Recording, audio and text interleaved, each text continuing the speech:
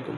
আজকে নিপোর্টের একটা পরীক্ষা ছিল, অনেকেই দিয়েছেন। গতকালকে প্রাইমারি পরীক্ষা গিয়েছে, তারপরে আজকে নিপোর্টের একটা পরীক্ষা গিয়েছে, যেটা আজকের কোশ্চেনগুলো দেখলাম খুবই স্ট্যান্ডার্ড ছিল, দেখে কখনো মনেই হয়নি এটা 16 গ্রেডের একটা জব।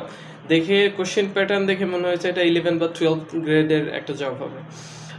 যে কোশ্চেনের যেই ইগুলো ছিল রিটেন টাইপ ছিল, এমসিকিউ টাইপ ছিল না।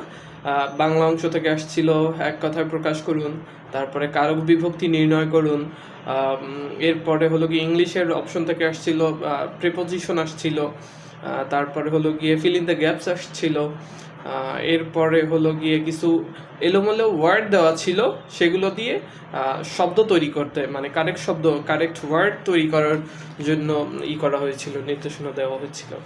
তারপরে 2 থেকে 3টা অঙ্ক আসছিল। একটা ম্যাথ ছিল সরল করো, আর একটা ম্যাথ ছিল উৎপাদকে বিশ্লেষণ করো, আর হলো গিয়া ত্রিকোণমিতি থেকে একটা ম্যাথ ছিল, আর একটা ম্যাথ ছিল হলো মেবি শতকরার একটা ম্যাথ ছিল। এই মোটামুটি ম্যাথের চ্যাপ্টার ছিল। আর চমৎকার একটা কোশ্চেন ছিল, খুবই ভালো লেগেছে দেখে। ঈশা খাঁর জন্মস্থান বর্তমান কোন জেলায়? ওই যে 12 ভূঁইয়াদের জমিদার ছিলেন ঈশা খাঁ। 15টা ছিল সাধারণ জ্ঞান ছিল, যেগুলো এক কথায়। আর এর মধ্যে মোস্ট ইন্টারেস্টিং যে ব্যাপারটা, ফেলানি এভিনিউ কোথায় অবস্থিত? ফেলানি এভিনিউ, এই প্রশ্নটা আসছিল জাতিসংঘের শরণার্থী বিষয়ক বর্তমান হাই কমিশনারকে, সেটা আসছিল। তার মানে মোটামুটি খুবই স্ট্যান্ডার্ড লেভেলের একটা এসেছিল।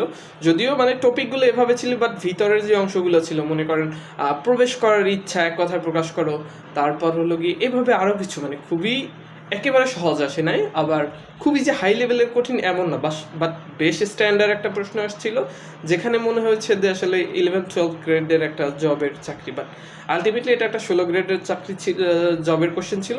তুলনামূলক অন্যান্য 16 গ্রেডের যেই কোশ্চেন প্যাটার্ন যেমন হয়, তার থেকে এটা যথেষ্ট স্ট্যান্ডার্ড ছিল। কোশ্চেন ভালো ছিল, যারা পরীক্ষা দিয়েছেন তাদের জন্য অনেক অনেক শুভকামনা, অল দ্য বেস্ট।